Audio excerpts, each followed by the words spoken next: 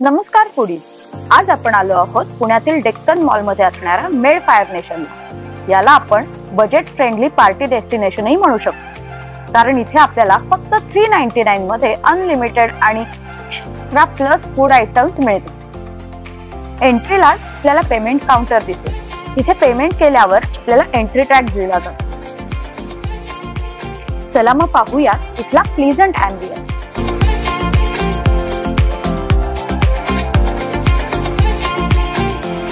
Mocktail साठी इथे आपल्याला वेगळा सेक्शनच दिलेला आहे। तिथे आपण चिल्ड मॉकटेल्स ट्राय करू शकतो।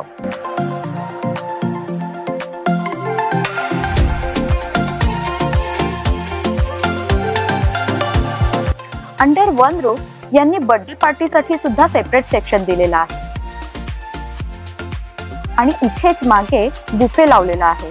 यात आपल्याला fried basket, variety of chaat, sandwiches, cookies, pastries, Chinese, south Indian, salad, rice, BBQ, momos, main course असे बरेच आयटम आपल्याला पाहायला मिळतील। चला मग मेनूज पाहूयात। Wow, pastries. इथे आपल्याला 3-4 प्रकारचे फ्लेवर्स पेस्ट्री मध्ये मिळतात। सलाड्स मध्ये 10 ते 12 प्रकारचे सलाड्स आहेत। कोल्ड सलाड मध्ये chana chaat, tandoori pasta, aloo chaat, pineapple raita, boondi raita, Chinese salad असे बरेच प्रकार आहेत।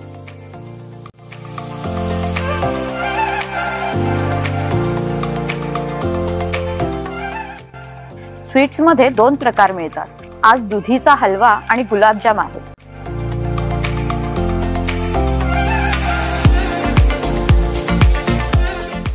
यानंतर येतो पास्ता।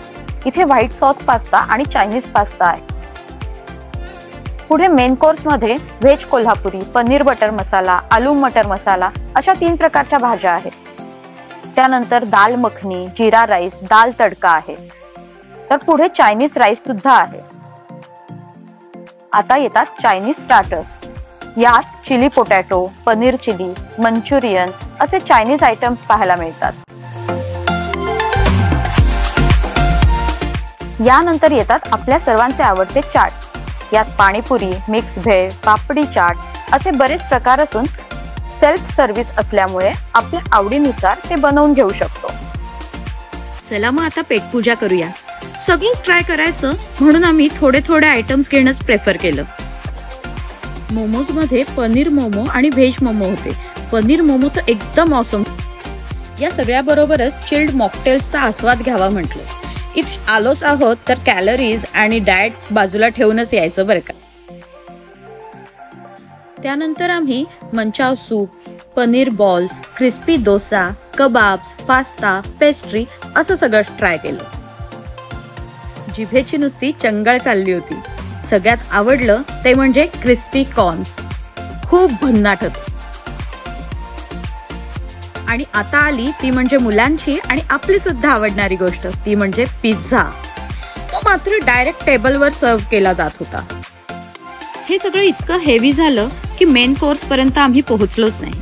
त्यासाठी पुन्हा यावं लागतंय वाटतं। जाताना बाहेरच आईस्क्रीम काउंटर होता आणि तोही अनलिमिटेड। तुम्ही सुद्धा नक्की भेट द्या मेड फायर नेशनला। खाद्य यात्रेचा हा व्हिडिओ तुम्हाला आवडला असेल तर सबस्क्राईब करायला विसरू नका।